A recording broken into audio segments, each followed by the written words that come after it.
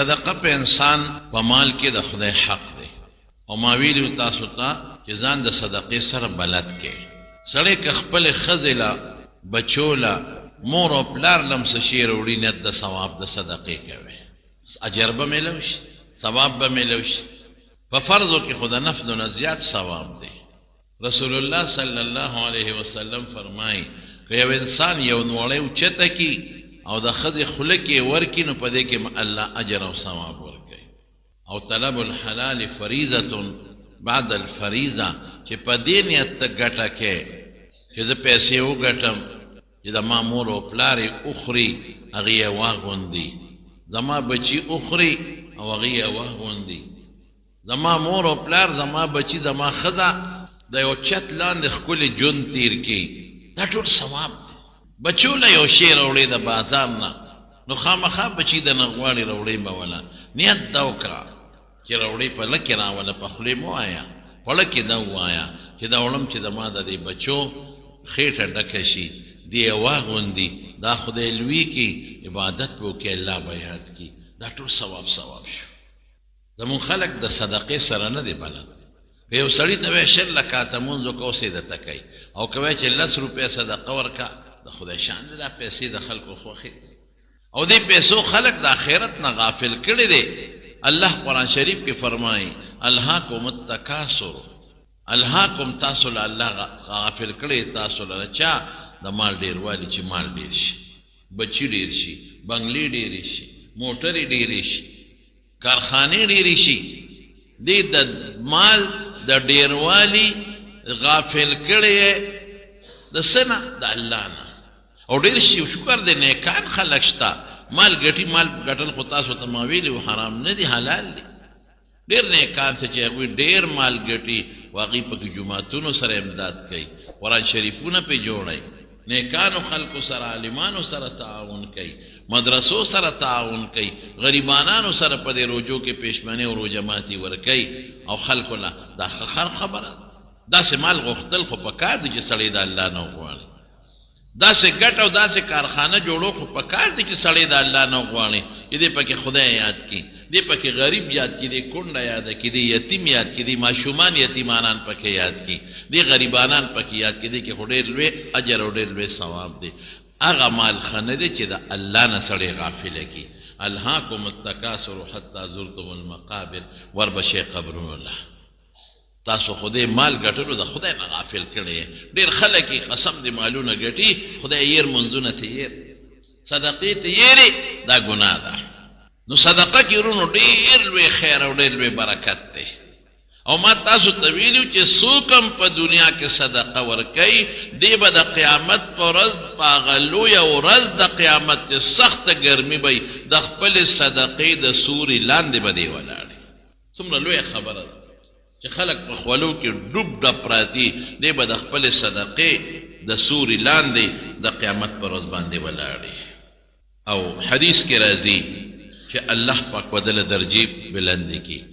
او حدیث کې راځي چې د خاتمه به خدای په ایمان کې او حدیث کې راځي رسول الله مبارک فرمایي چې څوک صدقې ورکوي عمر په خدای زیاتوي تر څومره فایده ده پکې په صدقه به د عمر زیات شي حدیث کې راځي او حدیث کې راځي رسول الله صلی الله علیه وسلم فرمایي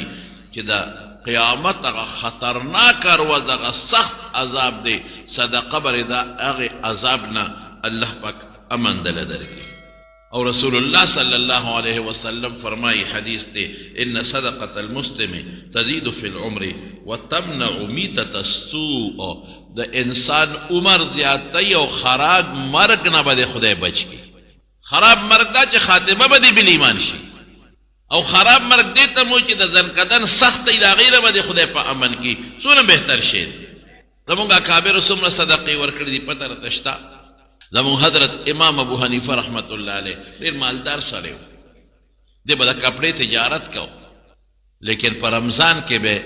پخوا هغه ډبلې روپۍ به وي د سپینو زرو نه چې به جوړې وي هغې ته به دراهم وي او د سرو زرو نه چې به جوړه و هغې ته به دنانیر وي نو په رمضان کې په اخترونو کې دا به کاسې ډکولې او په دې غریبانانو به ویشلې دا 2 3 نه غونډه کاسه به ډکه کړه په غریبو به ویشله دومره صدقې یې کړې او غریبانانو سره به ډېر زیات امداد کو کونډو سره به امداد کو او زیات تعاون یې چا سره کړی دی د خپلو شاګردانو سره او د طالبانو سره یې کړی چې دا څومره د طالبانو علم حاصل کړی دی دا د امام ابو حنیفه رحمت الله علیه د صدقې د برکت نه مال یې ښه ګټلی دی ځکه چې کله وفات شو نو په خزانه کې 56 کروڑ درهم پراتو 56 کروڑ درهم قیمتی سکه ده دا په خزانه کې پاتې لیکن په کومه طریقه ګټلې دي دا هم اوره په حلال په مضاربت په خلکو له پیسې ورکولې چې ها دا پیسې والا دا 1 لک روپے ته په خپل کاروبار کوا چې ګټه وکړي نیمه ستا نیمه زما دې ته مضاربت وایي پیسه د یو وي عمل د بلي او که تاوان وکړي نو تاوان به د سر نه د راس المال نه وي د اصل مال نه وي ابا پاغه چې څوک پکې لګیا دی مزدوري کوي پاغه به نه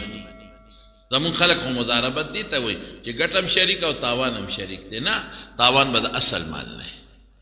او ګټه به د دواړو په منځ کې شریکوي دا مضاربت باندې پیسې ورکولې دې زمانه کې چاله ورکولی شي په مضاربت مخکې روزو کې په مضاربت به خلکو پیسې اخیستلې او دا مولیان صاحبانو له به یې ورکولې او مولیانو صاحبانو نورو ټیکهدارانو له ورکولې غونډې پیسې د خلکو نه والې لپنګې دا خلک پرېښودی په اربونو کربونو روپۍ هغې ظالمانو والې ډاکوان دلته خلکو پیسې راغونډولې په مضاربت دله مولا صاحب له ورکوه او دا مولا صاحب بره بل له په مضاربت ورکوه او هغه ټیکهدار له ورکوه هغه ټیکهدارو پې مزې کولې ما ته چا وی وی د کراچۍ نه به په جس کې راتلل او په پېښور کې به یې د شوبې تیکې خوړې د تیکو له به د کراچۍ نه په جس کې راتلل وی د نر بچیا خلکو یې ډېره ګټه کوي که نه ګټه نه کوي هم ستا پیسې ظالمه خوري او د 400 سپلوله په جس کې د کراچۍ نه راغلي دي د ملیشیا نه به د 400 سپلوله په جس کې راتلل چې زوره 400 سپلې دي او دا به ملیشیا ته ځان سره وړو داسې نخرې په دې پردیو پیسو باندې کولې اخره کې ارسل لاړل تباه شو نو ورکه که نن سبا په مضاربت پیسې چا والله چې قرض ورکې که په سترګو یې تېومونی منت برته کوي قرض راکو غریب یم او ما سره امداد وکړو در کوم او میاشت پس به در کوم خو چې قرض دې ورکه او میاشت پس ورلې چې زما هغه پیسې در به کم کړه داسې په نرمۍ به راته ووایي کله به راکړي یو هفته پس صبر چې بس بیا واپسې ورشي خلک ورته صبر وکړي ځل خیر دی 10 ورځې پس چې ورشو زما پیسې ماړه در به کم کړه خوله کې به سپق در منډي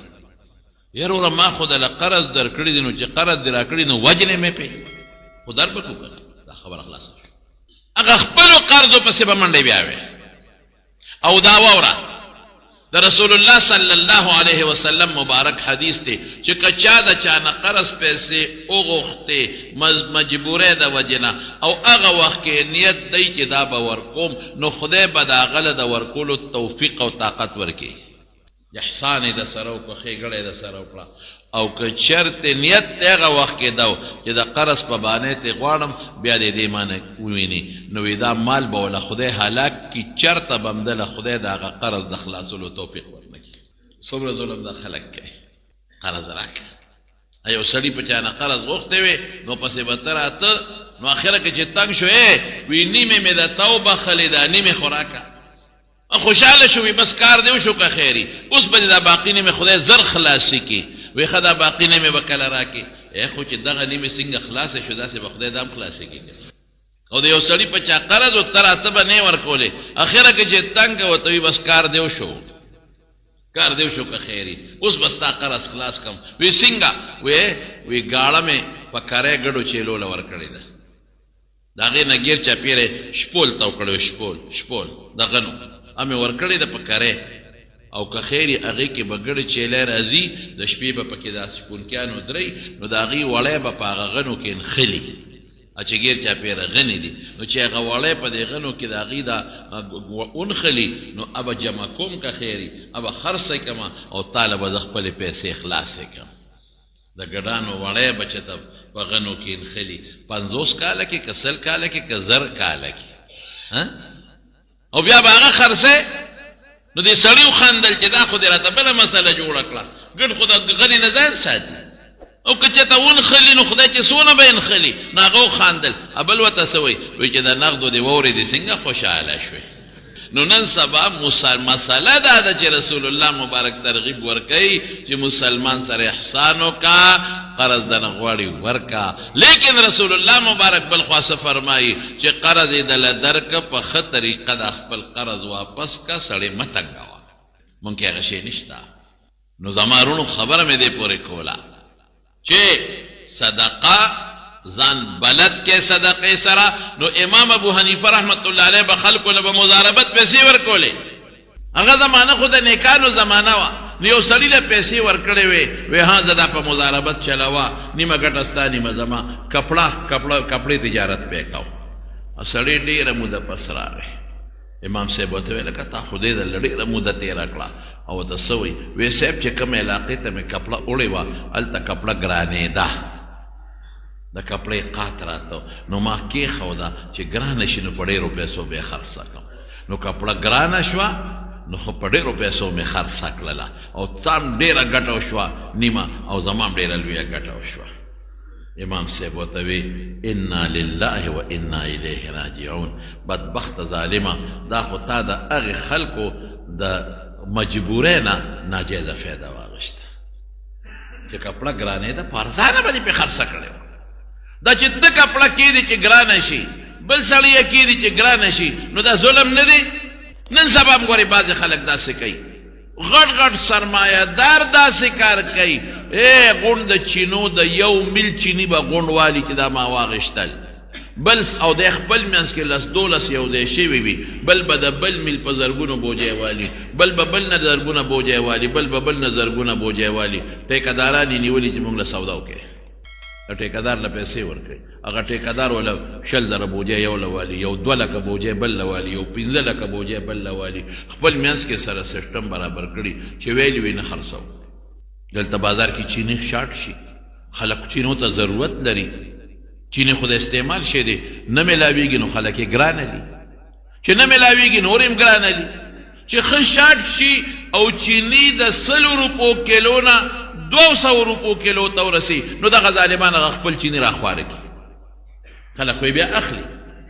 مصنوعي قلت پیدا کی ظالمان ظلم کوي قسم په خدای ظلم کوي او دا څوک کوي دا موت تا دا غریبانان نه کوي چې روزه ته حیرانی دا هغه ظالمان کوي چې هغه د کیربونو ایربونو مالکان خلق دي اے ظالمانو حرام مو ګټله د خدای نه نه یریږي بچو لګټه نه دونه مال ور سره دي دغه خلکو سره چې د بچو گزارم پکېږي دومره دی چې د نوسو گزارم پکېږي دومره دی چې د کړوسو گزارم پکېږي او دا اوس چې دا کوم حرام خوري کوي او مسلمان له تکلیف ور کوي دا د چا د پاره دا د هغې نوسو د پاره چې نه به دوی ویني او نه به هغوی ویني څومره په قهر دا خلک اخته دي څومره ظلم کوي دا خلک او رسول الله مبارک فرمایي المحتکر ملعون د خوراک شی علماء وی د خوراک شي چې د خوراک شي ساتي که د څاروي د خوراکي بوس گیا او که د انسان د خوراک شي وي او دا ته ګرانې ته اږدې قحطي زیاتی او نه خرڅې ملعون خیره د خیره الله دې پې لعنت نازل کړي پیغمبر فرمایي یا جمله خبریه د بعض علما وی او یا انشائیه د خبر د په خیره د خیره خدای دې پې لعنت نازل کړي یا دا ملعون دی د خدای د رحمت نه لري د نوسو د پاره د پیغمبر خیره ظالمه ګټې ځکه دې خلکو سره خو دومره مال دی چې د نوسو یم کېږي د نوسو د بچو یم کېږي دا نورې ګټې چې کوي چا د پاره کوي هغې خلکو له کوي چې وروسته به پیدا کېږي رده د مرګ نه پس به پیدا کېږي بس د خدای ظالمانو څه کوي څوک چای کې دا ظلم کوي څوک په چینو کې دا ظلم کوي څوک په دارو کې دا ظلم کوي اوس ما بل ولیدل چې دارو خلکو اخودي نه خرڅي چې پته ولګي چې دا دارو ته د خلکو ضرورت دی هغه دارو خوندي کې نه خرڅي چې پرېږده چې د دې خلکو ښه ضرورت شي نو په ګرانه به بیا خرڅ کو نو ظالمه دارو خو هغه انسان استعمالوي چې اپه کټ کې پروت دی او مجبوره دی ستا رحم نه راځي په مسلمان ستا د پیغمبر مبارک په امتي رحم نه راځي ته د خپل مبارک پیغمبر په امتی رحم نه کې رسول الله مبارک خو فرمایي حضور پاک چې په حیوانات هم رحم وکړه. نبی کریم صلی الله علیه وسلم فرمایي یو سړی په لاره باندې روان او تږی یو کوی ولید، کوی له ورغی چې وی کتل برقه پې نشته، نو ښځه وه، ښځه و ګناهګاره ښځه وه. نو بخاري کې حدیث دی، نو موضع خپله وویستله او لوپټې پورې وتړله او کوی ته یې ورښکته کړه، اوبې پرې راوویستې، هغه اوبې وڅښلې. دی خو چې وکتل یو سپی دی د تندې نه ژبه بار رایستې ده او دومره تږی دی چې د کوي اخټه سټي، دومره تږی دی. دې ښځې وی چې دا سپی خو هم لکه د ما غوندې تندې اخیستی دی. نو بیا یې موزه ورښکته کړه، اوبې راوویستې، هغه ډنډوکي وغیره کې به یې چولي، هغه سپی یې پې سیراب کو. نبی علیه السلام فرمایي هغه ګناهګاره ښځه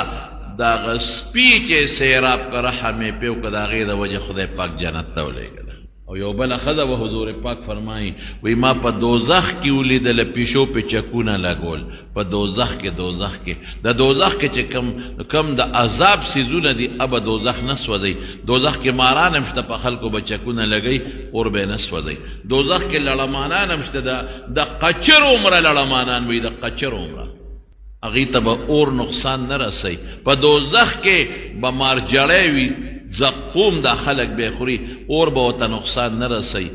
په دوزخ کې به دا جنتیان ګرځي خپلو رشتہ دارانو پسې او سپارش به کوي او بار به وباسي، دوزخ به ورته نقصان نه رسوي. دقه رنګې زمارونو په دوزخ کې پیشو ده، هغې ته دوزخ نقصان نه رسوي. په دې سړي په دې ښځه چکونه لګوي. حضور پاک فرمایي دا ولې وی دې پیشو ساتلې وه او بیا تړلې وه، نه پرېښوده چې ځان له خوراک پیدا کړي، نه وله خوراک ورکو، پیشو د لوږې د لاسه مړه شوه.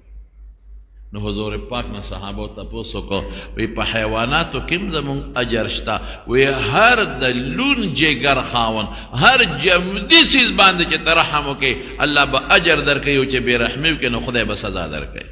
په پیشو د یو انسان بې رحمي کوي، خدای به په دوزخ کې سزا ورکوي. د په انسان بې رحمي کوي،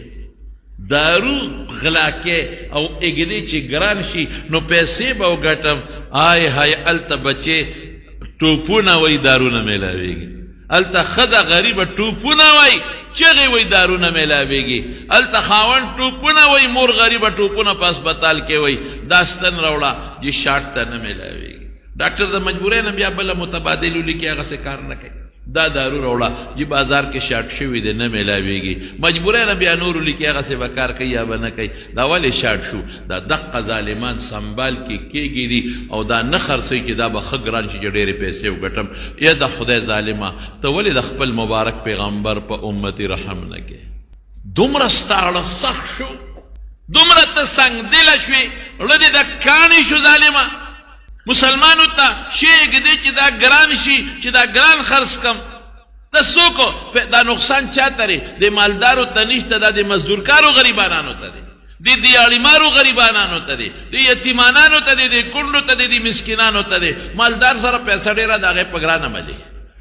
نو دې دیاړیمار باندې چې غریب سارو دي تر مازدیګره پورې دیاړیو کې 600 روپۍ وګټي، 1200 یو نیم زر روپۍ وګټي، کېږي پیسه. دا غریبانان، دا عجزانان، دا پردي کورونو کې چې جارو وي، دا پردي لوښي چې انځي، دې سره ظلم کوي. د خدای بې انصافه، ته د خدای نه یارېږې. نو دا ګران ډېر لوی ظلم دی، قسم په خدای چې دا د خوردنوش اشیاو څیزونه دا کی دي ګرانۍ ته، او دا به زه ګران خرڅوم. ستا په خدای یقین نشته چې روزي د خدای په لاس کې ده، ستا یقین په دقه څیز دی چې دا به ګران کم نو روزي به میلو شي. نه، دا سوچ دی بالکل غلط دی. روزي د رب العالمین په لاس کې ده. دی غریب له به هم خدای ورکوي، دا به خدای نار نه پرېږدي. دی بې کسه له به هم خدای ورکوي، دا به خدای نار نه پرېږدي. خو تا خپل نیت خراب که، ظالمه ظلم دی وکړو او د پیغمبر په امت دی رحم ونه کړو، سختي دی وکړو، ظلم دی وکړو، زیاتې دی وکړو، زور به دی نه خدای وباسي ته بیا زوی ورته خدای راوغورځوي، ښځه ورته خدای راوغورځوي، لور ورته خدای راوغورځوي. د دې علاج خو نه کېږي، بیا اسلام آباد ته اسپتال ته، بیا انګلینډ ته رسوه، بیا امریکې ته رسوه، هغه په اربونو کروڑونو روپۍ ته هغلته کې خدای پاک یوسي. خو پاتې کېږي نه، خوځي. نو یاد وساتئ زما وروڼو، د خوراک سامان که د انسان او که د حیواني، دا به نه خوندي کوئ، خرڅوئ، ارزان خرڅوئ،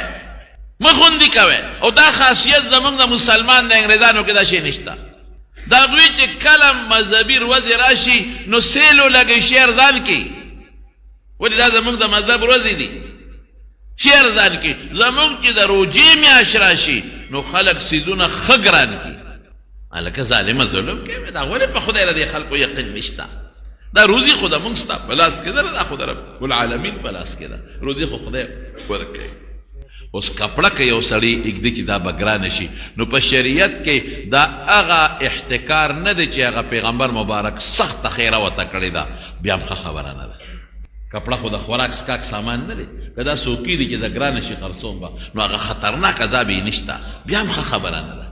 نو امام صاحب ته هغه سړی وي کپړه ګرانه شوه خرڅه مې کړه ډېره ګټه یې وکړه نیمه ستا او نیمه زما امام صاحب انا لله و انا الیه راجعون د مسلمان د ضرورت نه ظالمه ناجیزه فایده واخیسته ښه دې ونه کړه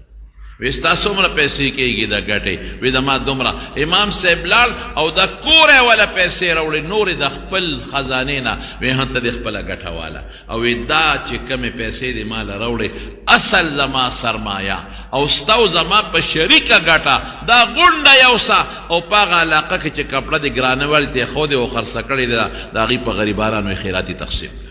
دې ته ایمان وایي دکاندارانو ته ویم لږه ګټه کوې ډېره مه کوې تاجرانو ته ویم لږه ګټه کوئ ډېره مه ګټئ دوکې مه کوئ خراب شي د ښه شي په نرخ مه خرڅوئ دو نمبر د ایک نمبر په نیت مه خرڅوئ د بچو دپاره آخرت ځان نه مه خرابوئ د بچو دپاره ځان نه قبر مه تباه کوئ زمیندارانو ته ویم چې شی خرڅوئ خراب لاندې په بوجۍ کې او ښه بره رکوټې لاندې او غټ بره مه کوئ دا کارونه مړه د سلو په ځای 50 ګټه د 50 په ځای 100 ګټه قسم په خدای په دې لږه کې به برکت له خدای پیدا کړي دنیا به دې بخیر خیر به دې بخیر خو د مسلمان جیب مه وه او د کم مسلمان دلته کم مسلمان اوسېږي زمونږ کم مسلمانان یو مونږ الحمدلله په دې دور کې چې څومره مسلمانان دي د مبارک پیغمبر امتیان دي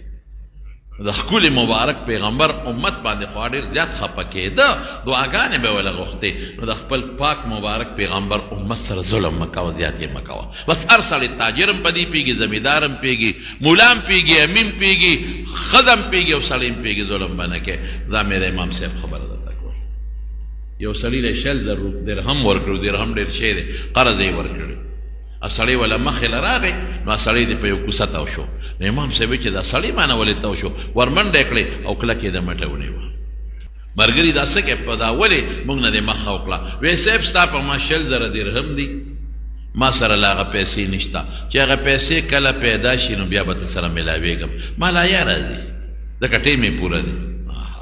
امام ابو حنیفه رحمت الله علیه سوی وی خلکه ته زما دوست دی او تا سره پیسې نشته نو ته ما سره میلاویږي نه ځه د خدای په نوم مې راته وبخلې دومره سخا وکړه سخا سره خو مال زیاتي عبدالله ابن مبارک مالدار و ډېر امیر المؤمنین فی الحدیث دی او نیک انسان دی صاحب داسې نه چې یو ډېر لوی بزرګ او متقي انسان دی او ښه مالدار دی حج له به ته ځان سره به خیراتي خلک بوتلل او خادم یې وی عجیبه کار به یې کو اعلان به یې وکړه چې عبدالله ابن مبارک حج له ځي شاګردانو به وایي صاحب موږ هم در سره ځو نو پیسې به یې ترې واخېستې نو چې حج به یې وکړو پیسې به یې ترې مخکې واخېستې وی پیسې راکړي څومره خرچه چې وشي او به ترې کټ کړو باقي پیسې به تاسو ته واپس کړو اتیلی به یې د خلکو د هر چا بټوه به یې سنبال کړه حج به یې پرې وکړه خپلې پیسې به یې پرې ولګولې ډوډۍ هر څه چې واپس به راغلې نو هر چا ته به یې خپله تیلی واپس کړه پټه پټه د بل نه پټه بل به یې نه خبره وه زما هلکه ستا خرچه مه وکړه ښه خفه کېږه مه بل ته به یې وایي بل ته چاته غږ مه کوه خو ستا خرچه مه وکړه ښه د خپلې پیسې دې واله نو یو ځل ورته هغه خپل خازن وایي هغه د خزانې څوکیدار وایي چې د خلکو له یې واپس ورکې نو هلې ته سره پاره چې دا دلته به یې څوکۍ بیا لکو وی که داسې کومه چې خلکو ته یم چې هلکه زم خیراتي بوزم نالو بیا به دا خلک سنبالی څوک بیا خو ټوله دنیا ځي هم سخیو د دنیا نو یو ځل روان دی حج له په یو قافله کې ګرمي ده یو ماشومه راووته بار ته او هغه ماشوم یو مړه مرغۍ راواغېسته مړه مرداره پرته وه او هغه یې د خپې نه ونیوه او روانه شوه کوټینۍ ماشومه عبدالله ابن مبارک ورته ای بچې دلته راشه وی دا څه کې وی دا کور ته وړم دا مړه مرغۍ وی او په دې څه کې وی زما پلار مړ دی او مور مې ده او موږ یتیمانان یو زما یو څو ماشومان درونه خویندې نورم په کور کې شته نو سور ودې شو چې په موږ نارې تندې تېرېږي درک نه لګېږي نو اوس مې راته مور وویل چې ورشه بچې مردار څه وګوره چې راوړم چې دې رونو له دې پاخه کم چې وخوري او داسې وخت کې چې سړی د لوږې نه مري یا تکلیف یې ورته نو بیا مرداره خوړل هم د انسان دپاره جایز الا مستورېدو بیا جایز شو ورشه مرداره راوړه نو دا مرغۍ مې راوړه سرمن ته لر کم مور به مې وخوټ کوي نو هغه ماشومان بچي دي ماشومان درونه خویندې مې دي یتیمانان نو د هغې خېټه به پرې د لوږې نه بنده شي خېټه یې دردېږي عبدالله ابن مبارک وی بس ځان له شو د قافلې نه او هغه چې کوم ورسره خزانچي و هغه ته وایي زمونږ څونه پیسې لګي کلي په واپسۍ پورې وی دومره پیسې وی دا ته ځان لکه څه کال نه ځو حج له او هغه خپلې پیسې راواغېښتې او هغه پیسې یې غونډې هغه ماشومې له ورکړې هم بچې دا پیسې واله دا حجونه مې ډېر کړي دي مور له دې ورکړې چې خپل کار یې برابر شي او چې څومره خلک و هغې له یې پې خرچې ورکړې زه خپل حجونه وکړې زه سخت کال نه ځم څوک یې پوه نه کړل چې ولې نه ځم بس سخت کال ما ته عذر دی ما د حج پیسې مې دې ماشومې له ورکړې او یتیمې له زه مور له دې ورکړه یو عالم خوب ویني خوب او دا علماء دا خوبونه ګورې دا خوبونه مبشرات دي ښه رسول الله مبارک فرمایي وی نبوت لاړ ختم شو خو ګورې مبشرات باقي دي وی مبشرات سید الله رسوله وی ښه خوبونه چې یا سړی ځان له پخپله ویني یا د بل دپاره ویني نو یو عالم خوب ولید وی د عرفات میدان دی او رب العالمین اعلان وکړو چې سخت کال څومره خلک حج له راغلي دي د ټولو حج مې مردود که د یو حج هم نه قبلو دا الله د اعلان په مقابله کې څوک کش نشي کولی ټولو حج قبول نه دی نه قبلو دا خو ریاله راغلی چې خلک وایي چې ما دونه حجونه وکړل دا خو دې له راغلی دا خو حرامې پیسې راوړي دي په هغې باندې حج کوي دا خو پردې مال والے دی په هغې باندې حج کوي دا خو د خور لور مال والے دی ډېر خلک ور اوس هم داسې کوي د خور لور حق نه ورکوي حج له ځي د لوڼو حق نه ورکوي د خویندو حق نه ورکوي حج له ځم حرام مالو ګټي څه حج له ځم دا حج له په حرام مال حج کی پردې پیسې غلا کی حج له ځم اعلان وکړه رب العالمین چې سخت کال د عرفات کې دا څومره په لکونو خلک ولاړ د یو حج هم نه دی قبول دا سور کراس په پیراوس دا نه دی قبول فرشتې په سر نه ګوندې غلي دي دې کې رب العالمین اعلان وکړو چې یاره دا حج خو د دوی مانو قبول کړی رد کړی مې خو یو کس ته چې هغه حج له نه دی راغلی د هغه دپاره حج لیکم راغلی نه دی هغه له مې ولیکه قبول یې کې او د هغې د برکت نه مې دا ټول د محشر خلک د دوی حجونه هم قبول کړل فرشتې تپوس کوي الله هغه څوک دی چې نه دی راغلی او حج دی ولی ولیکه قبول دی که او د هغې د برکت نه د دوی حجونه قبلی وی هغه عبدالله ابن مبارک دی ګوره صدقه دونه قیمتي شي زمانونو زه تاسو ته یو درخواست کوم مهرباني وکړئ ځان د صدقې سره بلد کړئ لرې کړئ دا شومتوب رسول الله مبارک فرمایي چې هر سار فرشته اواز کوي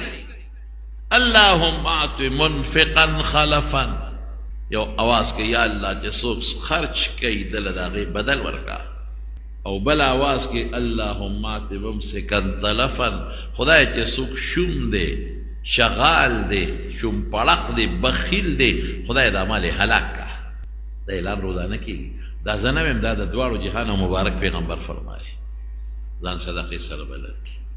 شومتوب مه کوئ مه خوندي کوئ پیسې چاله خوندي کوئ صدقه ورکوئ چاله ورکوئ پټه لږه ورکوئ روزانه زما دا بیان چې څوک هم اوري ټولو ته دا خبره کوم روزانه یو 10 روپۍ یو 50 روپۍ کم از کم خیرات کوئ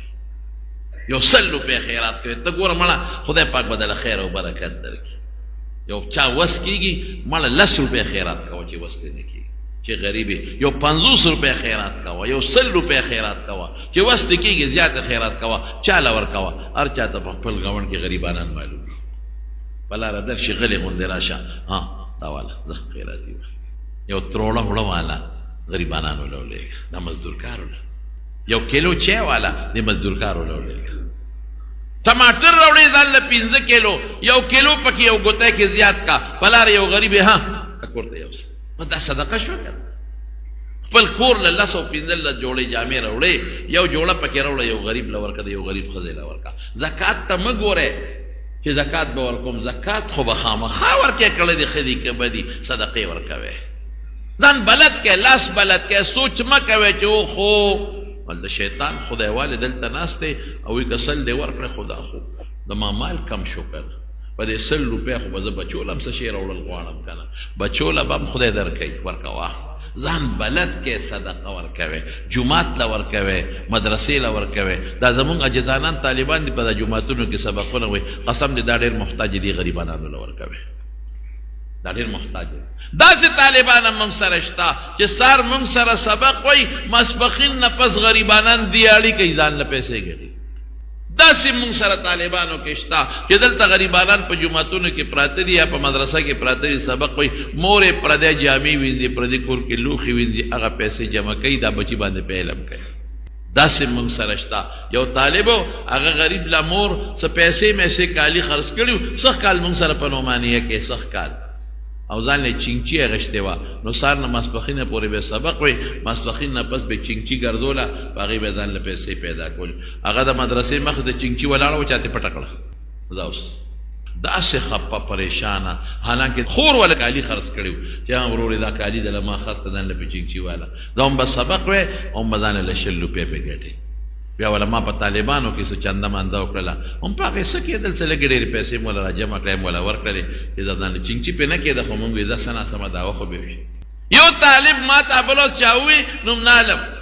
وي دې طالب ګوتمه راوړې ده، ګوته چې دا خرڅه کا. مې دا ولې؟ وي دا زما د سربندۍ کې مېلمانه به راځي، د هغوی ډوډۍ به کوم او 100,000 روپۍ قرضدار یم. وي دا مې مور دا ګوته د خپلې ګوتې نه وویستله چې دا بچې خرڅه کا، زه څه به قرض خلاص کړې، څه به ستا د مېلمنو شي.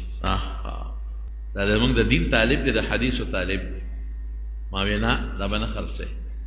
دا یو څه مور ته په لګوته کې واچوه. داسې دوستان شته چې زه به ورته ویم، او یو خدای پاک یو مسلمان مهربانه کړ او هغه له پیسې ورکړې، مې دا ګوتمرې مور ته واچوه واپس. د دې غریبانانو حق تاسو سره نشته، د دین د طالبانو حق تاسو سره نشته، د دې ګاونډیانو غریبانانو حق د سره نشته په دې مال کې، د دې یتیمانانو حق د سره نشته، د دې مسکینانو حق د سره نشته، د دې کونډو حق د سره نشته.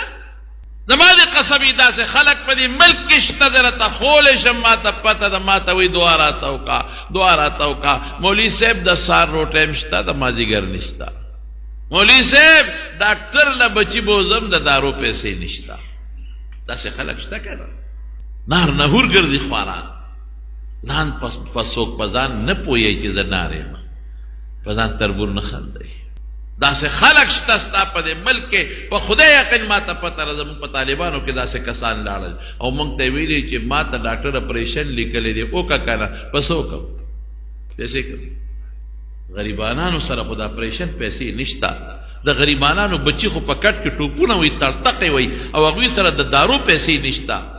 کونډه غریبه خو بل ته لاس ته محتاجه د پیسې ورسره نشته، او ظالمه ته کروڑونه روپۍ ګټې او سنبالې او خوندي کې د خدای نه نه یېرېږي. تم د آدم علیه السلام بچې او دام دی که نه یا؟ تم د رسول الله مبارک امتي، دام د رسول الله مبارک امتي دی که نه یا؟ تم د دې کلي اوسېدونکي، دام د دې کلي اوسېدونکي دي. رښتیا راته ووایه، نن سبا دیاړي سودا لکه مړه روزي خدای ورکوي.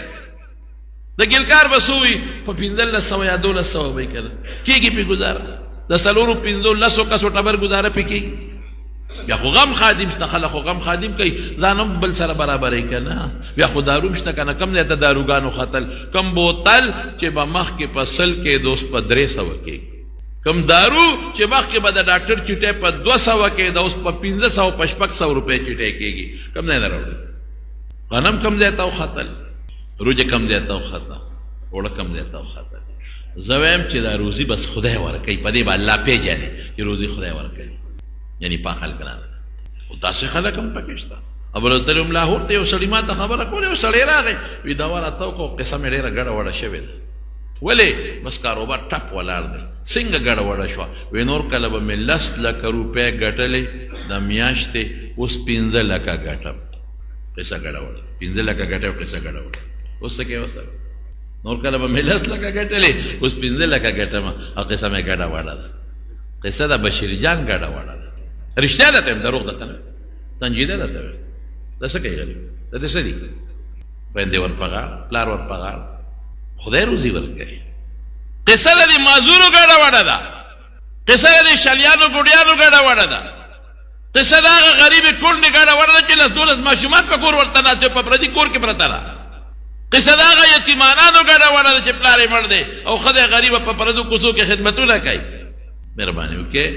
زما واسطې څوک اورئ خو تاسو ما سره مینه ده زما تاسو سره مینه ده د خدای خاطر وکړئ لږه صدقه ورکوئ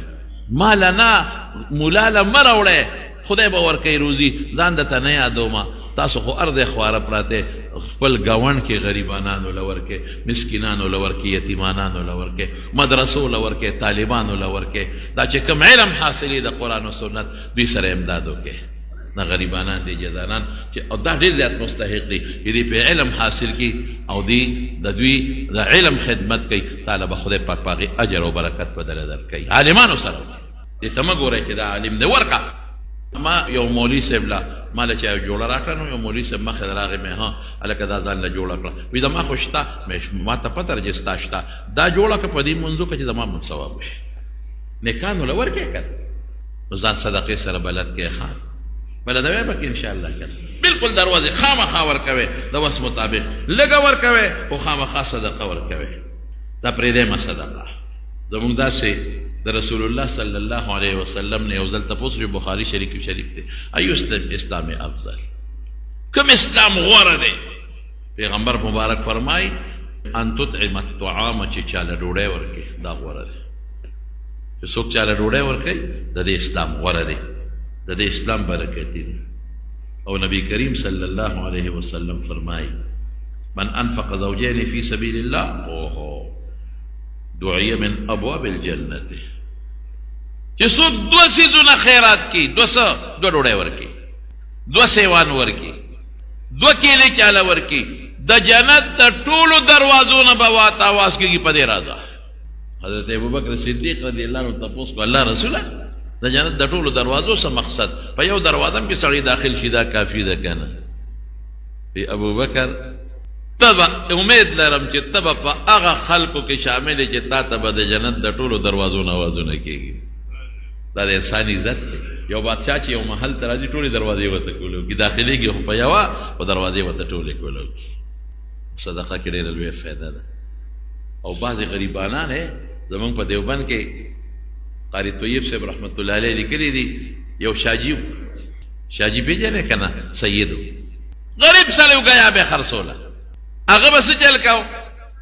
هغه به چې ګیا خرڅه کړه نو د په ګیا پیسې به درې ضایع کړې نو یو حصه به یې په خپله ښځه په بچو خوړه د ګیا په څونه پیسې مړه ګیا پنډ په څو خرڅېږي یو حصه یو کونډه ترور و هغې له به ورکول یو حصه به یې جمع کولې نو ابه جمع شوې لږې لږې نو یو کال پس به د دارالعلوم دیوبند استادانو له په هغې ډوډۍ کوله یو کال پس ځکه چې ګیا خرڅه کې په څو به خرڅېده په هغه وخت کې خو په پنځه شپږ پیسې به خرڅېده که نو چې درېیمه یې سبزان باندې وخوري درېیمه کونډې له ورکې درېیمه به څونه پاتې کېده نو کال په چې تېر شو نو هغه لږې لږې پیسې به یې جمع کړې وې د دارالعلوم دیوبند ټولو استادان له به یې دعوت کو قاري طیب صاحب وایي هغه دعوت کې به څه قرمې نه وې هغې کې به څه قیمتي څیزونه نه خو بیا به مونږ یو کال د شاجي صاحب د ډوډۍ انتظار کوو چې د شاجي صاحب دعوت به کله راځي هغه خورا مروا به دا ولې وی هغه د شاجي صاحب ډوډۍ کې به دونه برکت و چې به مونږ وخوړه د دارالعلوم دیوبند استادانو نو ډېره موده به مونږ په خپل زړه کې نورانیت او رڼاګانې محسوسولې ور غریب سړی یو ځل یو تانهدار راغی ودرېده شاجي صاحب چې پړ او د هغه قانون به څو د هغه په ګیا به خلکو جګړې کولې نو د هغه قانون به دا و چې چا به لومبې د هغه په پڼ لاس کېښوده به د هغه یوړه تانهدار صاحب ورته او شاجي دا زما کور ته یوسه ګیا د تانهدار صاحب کور ته یوړه هندوستان خبره چې یوه ویړه پیسې ور نه کړې چې ماسخوتن تانهدار صاحب کور ته لاړ ښځې ورته وایي دا ګیا د چا نه اخېستې ده وی ولې وی اس خو یې نه خوري هغه سپی ولېږه وی ورشه دا خو هغه سپین ګیري د هغه په جړه په ګیاو خلک جګړې کوي هغه یې راوغوښته وی دا څه څښا بوټي پکې اچولې دي ګندې پکې اچولې دي اس خو نه خوري وی صاحب پیسې راکړه وبخو دا پیسې نه دي راکړه وی څو پیسې کېږي؟ وی دومره پیسې ورکړې. چې شاجي صاحب له پیسې ورکړې، شاجي صاحب ورغی او د اس په شا باندې لاس کېښود، وی بچې خوره موږ ته خپلې پیسې میلاو شوې. نو اس ګایا شروع کړه. غریبانان هم کوي خیرات صدقه.